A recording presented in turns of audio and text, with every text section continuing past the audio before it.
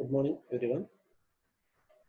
In the previous class, we have learned about different types of ranging. We have direct ranging and indirect ranging. Ranging means establishing the intermediate points in a survey line. It is of two types, direct ranging and indirect ranging. In the previous class, we have learned direct ranging. In this class, we are going to learn indirect ranging.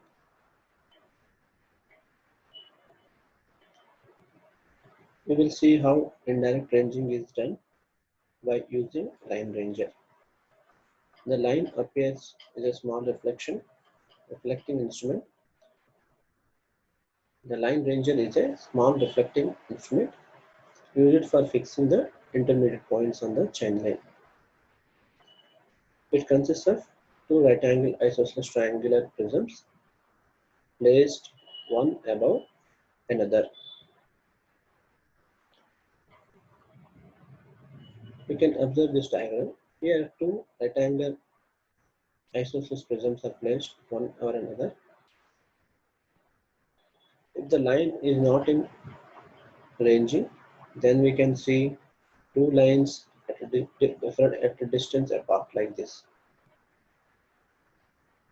When we adjust the ranging rods, at some point these two lines come in a single line. So it indicates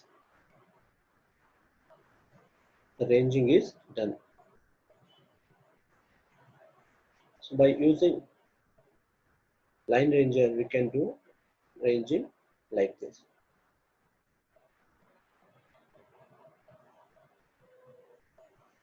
This is the plan of a line ranger where two isosceles prisms are placed one over another.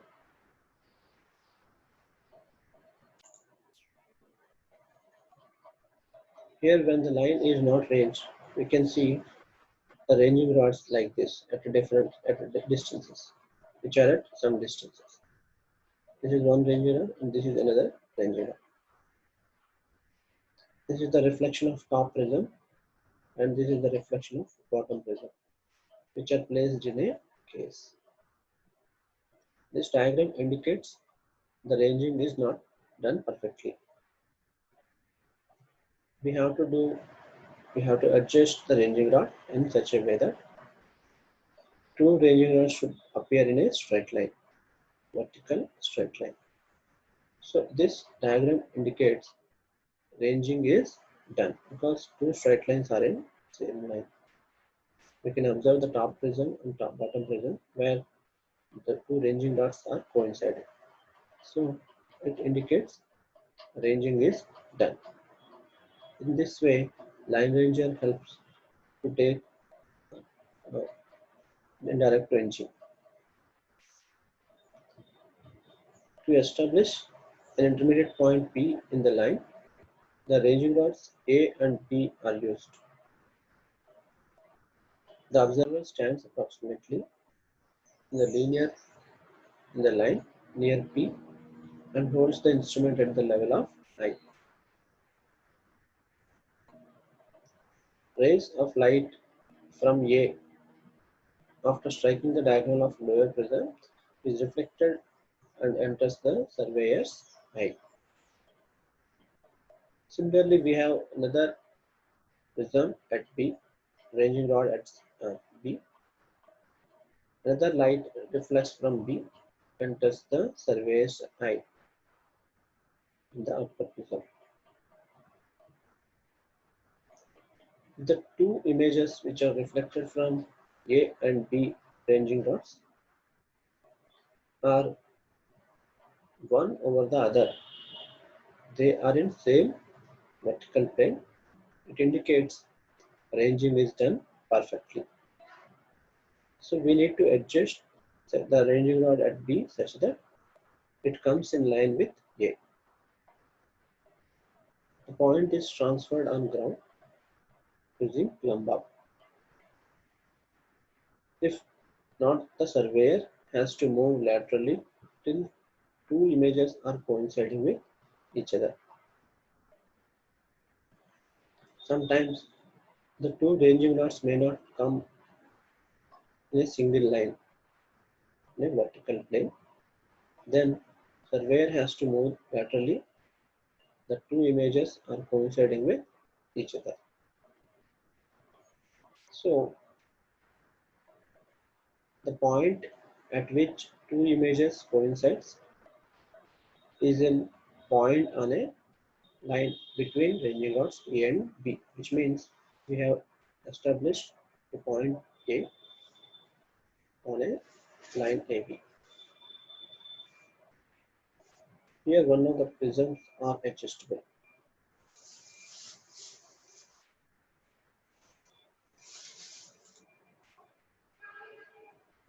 The testing of line ranger can be done by the following procedure. Fix the 3 points A, B, P in one line. The surveyor standing at middle point B will check whether the images of ranging rods held at A and P appear to coincide with each other. Here we have taken 3 points which are already established on a line. Let us say a line AP in which point B is already established.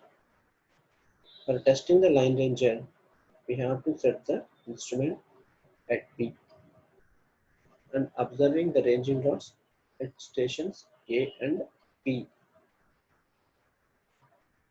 As these 3 points are in same line,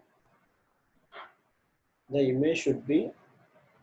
images appear in the prism should be in a vertical line.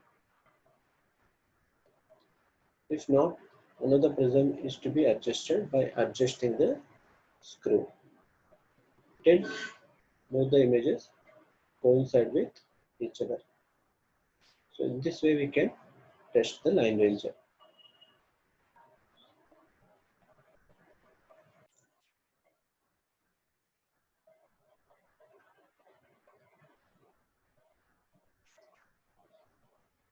So indirect ranging is adopted under the following situations.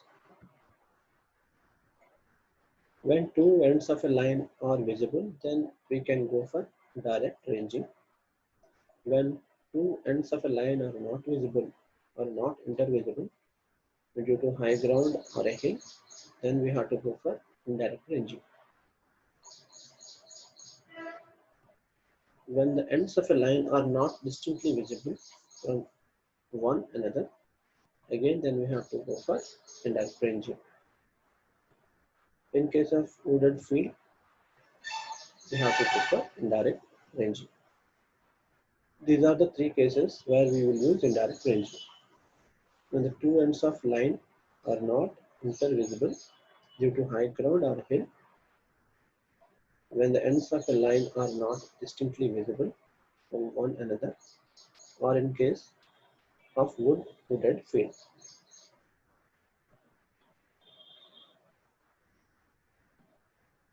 In indirect ranging, we have two methods, random line ranging and reciprocal ranging. We'll discuss the random line ranging first, then we'll go for reciprocal ranging.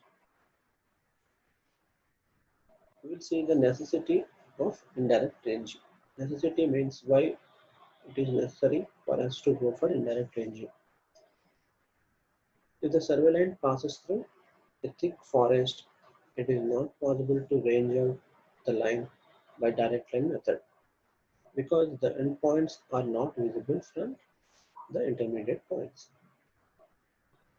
Even though for a small distance, the endpoints may not be visible from either stations. In such case, random line method can be useful for us.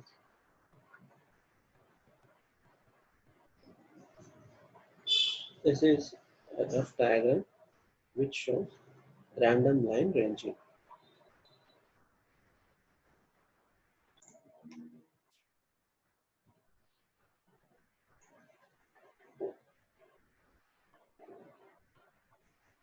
Let PQ be the survey line through a thick forest. So this line represents the survey line in a thick forest. Range a random line PQ dash in the estimated direction of line PQ. So we have to range a line in the direction of PQ with some angle, which is PQ dash. PQ is the line which we have to actually go for ranging, and we have drawn a line. This is random line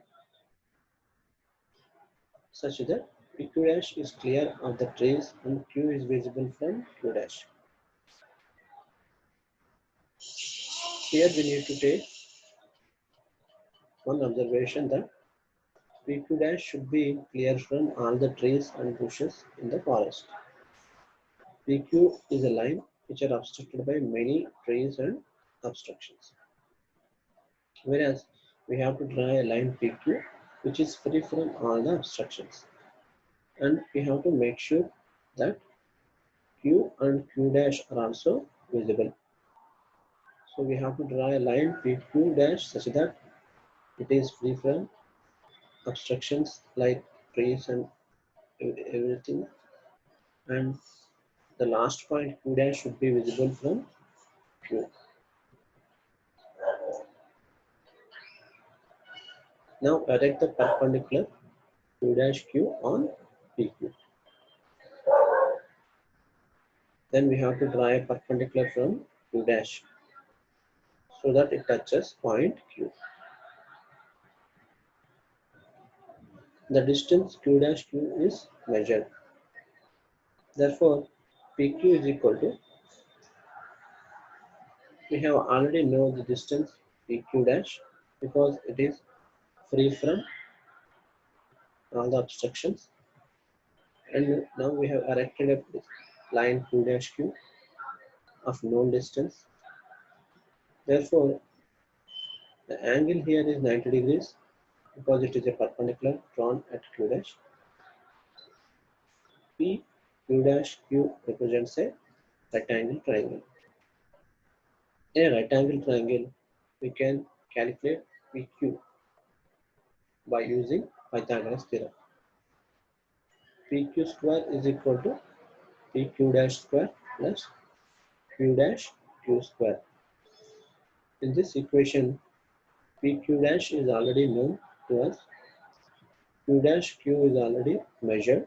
Therefore, the obstructed length PQ can be calculated by using Pythagoras theorem. Like this, PQ is equal to under root PQ dash whole square plus Q dash Q whole square. This is called random line ranging. This may not be possible in all the cases because we cannot, in some cases it is difficult to draw a line which is free from all the obstructions. In such cases, we have to use another method of ranging. Determine the lengths of perpendicular offsets S dash S and R dash R from the similar triangle property. So here, if we want to measure the offset distances, we can measure by using similar property of triangles. The apex is same for this triangle and the bigger triangle. By using the similar property triangles, we can properties of similar triangles. We can measure the offset distances also. S dash S is nothing but PS dash by PQ into Q dash Q. Like that, we can measure R dash R also. R dash R is equal to PR dash divided by PQ dash into Q dash Q. Now lay out perpendiculars. Perpendicular offsets S dash S and R dash R after clearing the trees. Measure the distances S dash S, R dash R accurately. The points S and R are located by measuring S dash S and R dash R. These points can be located on a line PQ. Similarly, number of intermediate points are located on line PQ. So in this way, we can measure number of intermediate points also. So this way, we can get the length of PQ required. So this is random line ranging.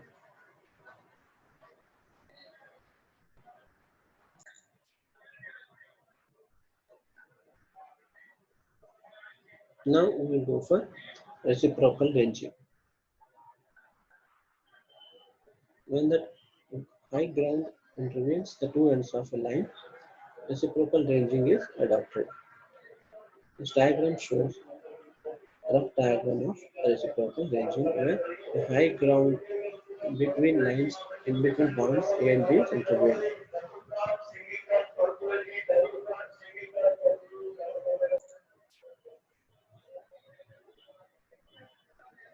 Let us see the procedure of setting intermediate points C and D on the line AB by reciprocal ranging as follows. Let AB be the two stations with raising ground or a hill in between them. So let us assume two stations A and B where these 2 points are obstructed by vision from each other due to the hill or a high ground in between them. Two chainmen with ranging rods take up positions at CU dash, C1 and D1. The chainman at C1 can see the ranging rod at D1 and B. The chainman at D1 can see the ranging rod at C1 and A.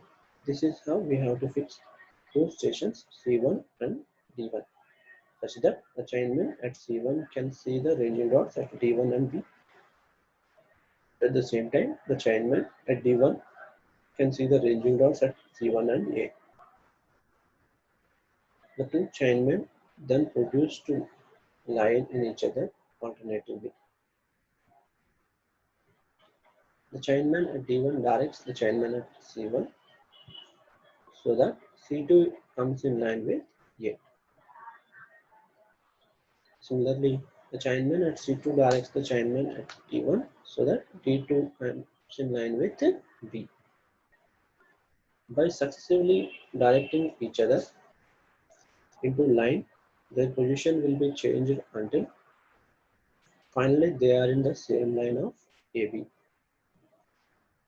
Then the four ranging rods A, B, C, D are in the same straight line. This is how we will do reciprocal ranging.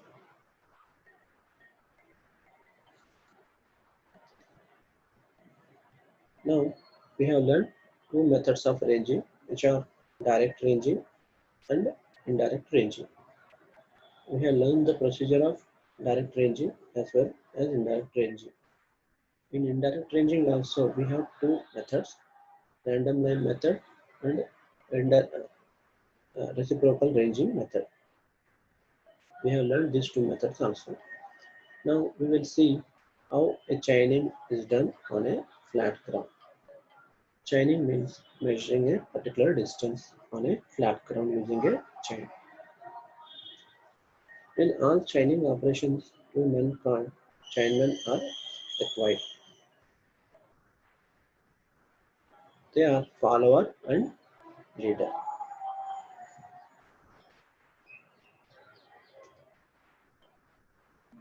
The chainman at forward end of the chain is called leader or head chainman in the direction of chain leg. He is in the forward direction compared to the follower. Follower comes back to him or he is in the uh, previous point from the leader. The chairman at the rear end of the chain is called follower. At the forward end, leader will be there. At the rear end, follower will follow the leader. Or he can be called as rear chainman.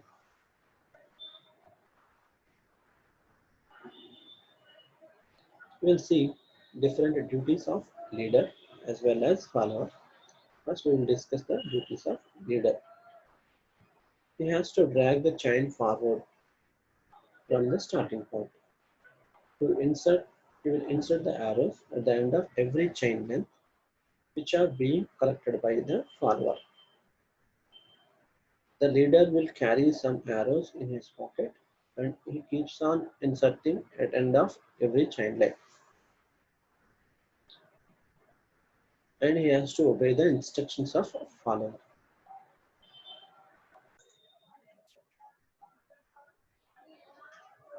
We will see the duties of follower. He has to help the leader to place uh, arrows in a particular in a correct point and to place the leader in the line with the ranging rod. And he has to give the instructions to the leader so that all the points should come in same straight line. He has to carry rear handle always with his hand.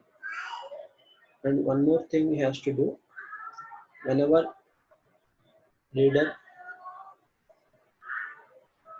inserts an arrow at the end of every chain, these arrows are being collected by the follower. So that at the end, he has to count the number of arrows in his hand represents the number of chains they have laid.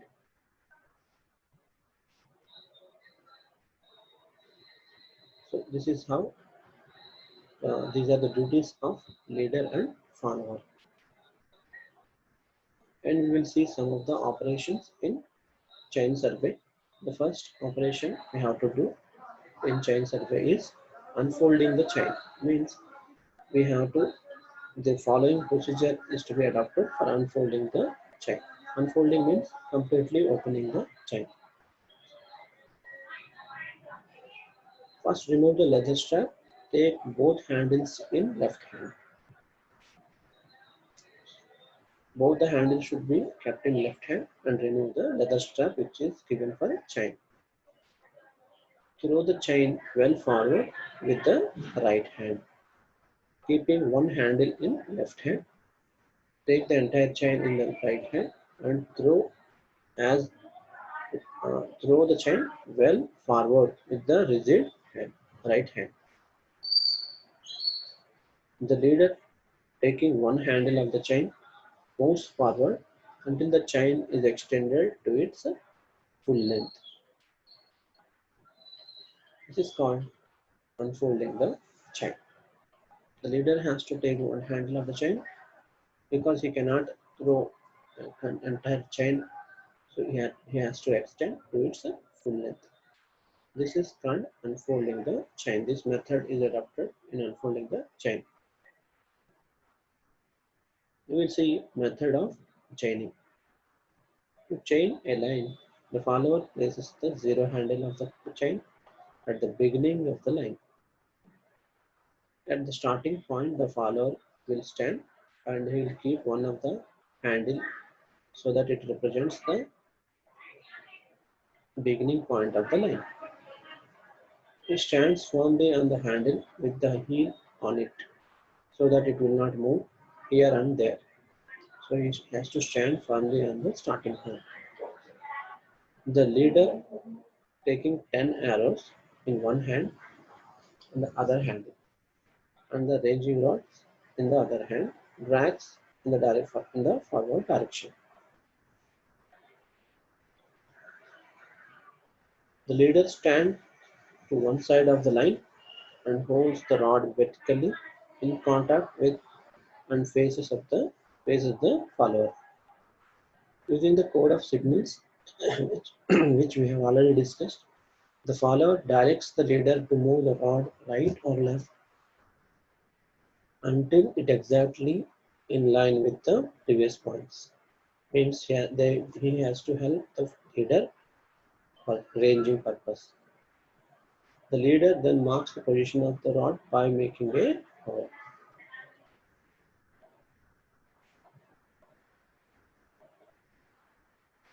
After making the chain straight, the leader inserts the arrow at the end of the chain.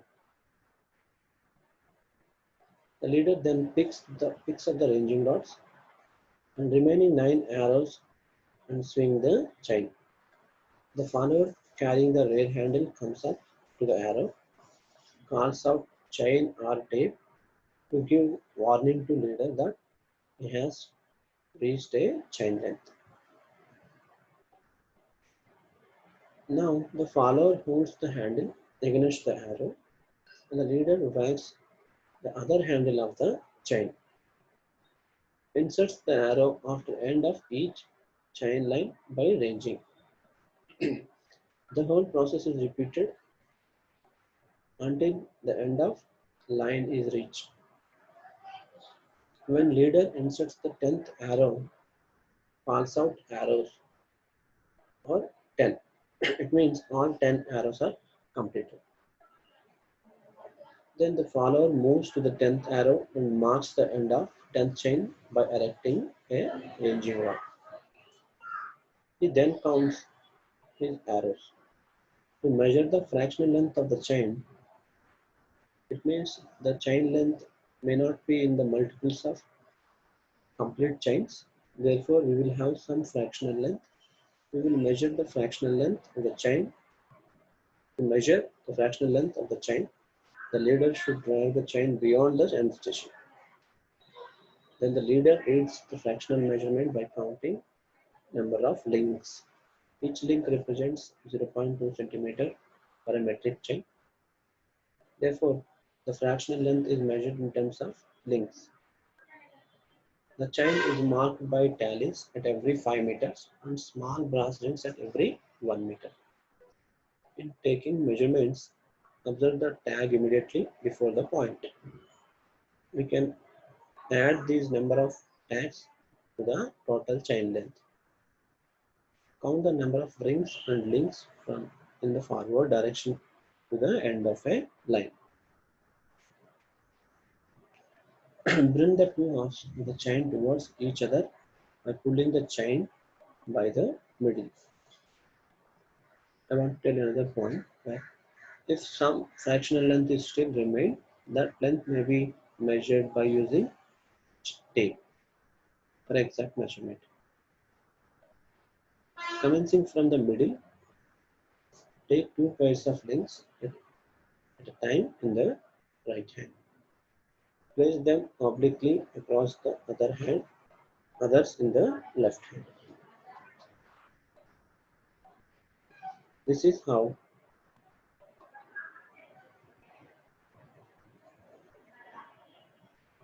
folding can be done.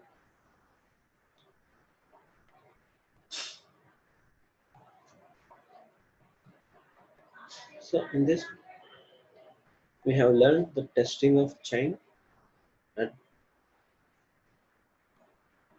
and further we are going to learn the testing of chain, adjusting the chain and corrections of error in chain length. These are the things we are going to learn now. Testing the chain. How we are going to test a chain. When measured with a tension of 2 kg and at a temperature of 20 degrees, the overall length of chain shall be within the following limits. If it is a 20-meter chain, it should have a tolerance limits of 5 mm. If it is a 30-meter chain, it should be in the tolerance limits of plus or minus 8 mm. The chain length may be more or less than the limits mentioned above.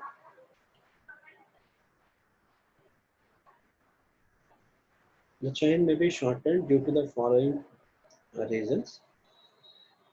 One of the reasons may be bending of links, which shows the shortening of the chain, and mud clogging of the links. This also represents the shortening of the chain. The chain may be enlarged due to the following reasons. Wear of wearing surface, stretching of the links and the joints due to the continuous usage of chain in the field, opening out of the small rings, rough handling in pulling. These may be the cases which represents the elongation of chain. The chain is tested by comparing it with the chain of a standard length as it is laid down on some public building. With the steel tape which we should be kept in surveyor's office for this purpose. We can cross-check the chain by using chain of standard length or with a steel tape. After cross-checking if any adjustment has to be done, this is done by the following procedure. If the chain is found to be too long, it may be adjusted as described below. If it is too long, we have to reduce some length, means by closing up the joints of the connecting rings that are opened out. Suppose if the joints are opened out, the rings at the joints are opened out, we have to connect them so that it will show the correct length. By hammering back to shape the elongated rings. Sometimes the rings may be elongated due to which the chain will be showing more length. There we have to hammer back to its original shape so that it represents the same length. And by replacing some of the worn rings by new ones. Some rings may be completely damaged which we cannot repair. In such cases, we have to replace new rings with the old rings. And by removing one or more of the small rings. In some cases, we can remove one or more small rings so that the chain represents the correct length because it is long. And we can adjust the links at the handles also. If the chain is found to be too short, means actual length is very small compared to the standard length, it may be corrected as follows. By straightening any bent links, means it will elongate. By flattening some of the small connecting rings, it will elongate. By replacing a few of the rings by those of larger, by means of adjustable links at the handles, by inserting new rings whenever it is required. So by these methods, we can adjust the length of the chain and we can adjust the sharpness of the chain.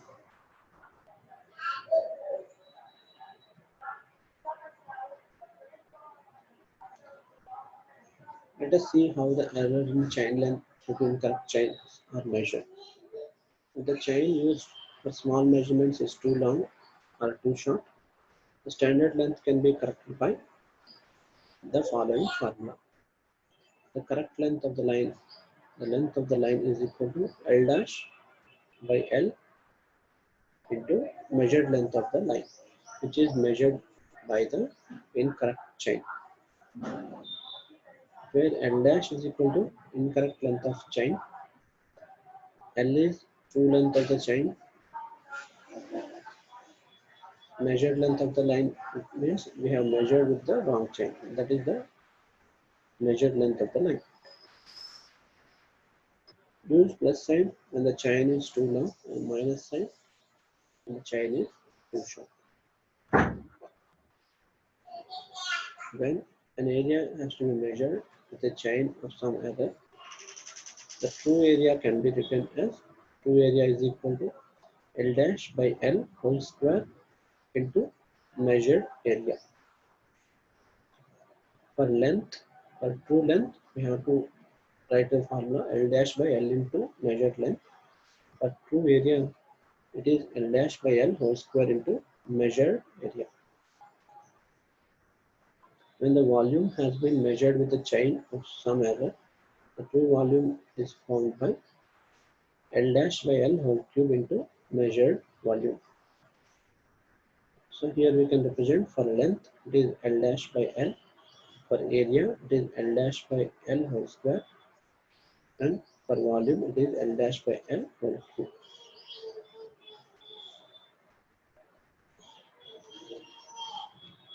So with this we will close the session. In this class we have learned the method of chaining and a flat crumb and the different duties of leader and follower, and we have learned how to fix the length when it is too long or too short, and we have learned the formula to find the true length, true area, true volume, and the chain we have used is too short or too long. In the next class we will discuss the different numericals on correction of chain length or area or volume. So for today's class we will close the session. Thank you for hearing. Thank you for listening. We will continue in the next class.